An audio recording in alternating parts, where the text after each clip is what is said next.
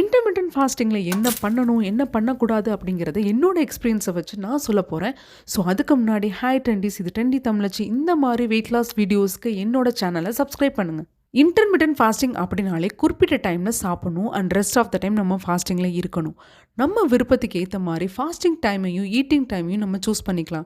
நீங்கள் புதுசாக intermittent fasting பண்ண போகிறீங்க அப்படின்னா நீங்கள் 12 hours fasting and 12 hours eating விண்டோவை ஃபாலோ பண்ணலாம். Why so popular? Intermittent fasting ஏன் இவ்வளோ பாப்புலராக இருக்குது அப்படின்னு கேட்டிங்கன்னா, இன்டர்மிட்டன்ட் ஃபாஸ்டிங் ஃபாலோ பண்ணி மக்கள் வெயிட் லாஸ் ரிசல்ட்டை பார்க்குறாங்க. நீங்கள் இனிஷியலாக எந்த டயட்டும் ஃபாலோ பண்ணாமல் சின்ன சின்ன லைஃப் ஸ்டைல் சேஞ்சஸ் பண்ணாலே போதும், வெயிட் லாஸ் கண்டிப்பாக பண்ணலாம். So let's give it a try. நீங்கள் இன்டர்மிட்டன்ட் ஃபாஸ்டிங் பண்ண போகிறீங்க அப்படின்னா கண்டிப்பாக இந்த விஷயத்தெல்லாம் ஃபாலோ பண்ணியே ஆகணும். நம்பர் 1, நிறையா தண்ணி குடிக்கணும். அட்லீஸ்ட் 8லேருந்து 10 கிளாஸ் தண்ணியாவது குடிச்சே ஆகணும்.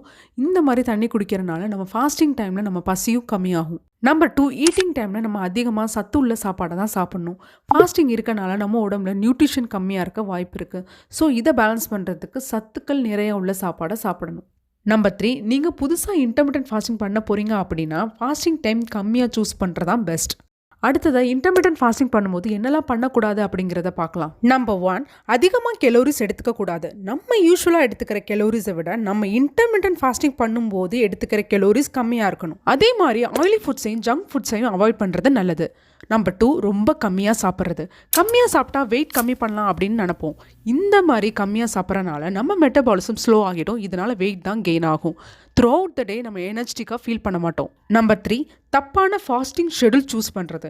இன்டர்மிட்டன்ட் ஃபாஸ்டிங் புதுசாக நீங்கள் ட்ரை பண்ணும்போது அதிக நேரமுள்ள ஃபாஸ்டிங் விண்டோ சூஸ் பண்ணிங்கன்னா உங்கள் உடம்பு ஸ்டார்வேஷன் மோடுக்கு போயிடும். அதோட ரிசல்ட்டாக நீங்கள் அதிகமாக சாப்பிடுவீங்க.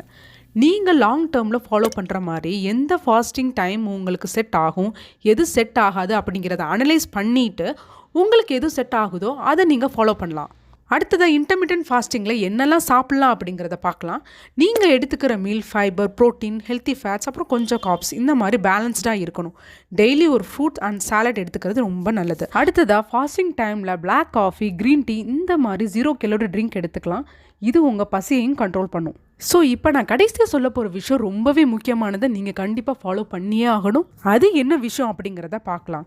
உங்கள் ஈட்டிங் டைம் எதுவாக இருந்தாலும் சரி, உங்கள் சாப்பாடை நைட்டு 7 மணிக்குள்ளே சாப்பிட்டே ஆகணும். உங்கள் பெட் டைமுக்கு க்ளோஸாக டின்னர் சாப்பிட்றனால நீங்கள் சாப்பிட்ற சாப்பாடு சரியாக டைஜஸ்ட் ஆகாமல் ஃபேட்டாக ஸ்டோர் ஆகும்.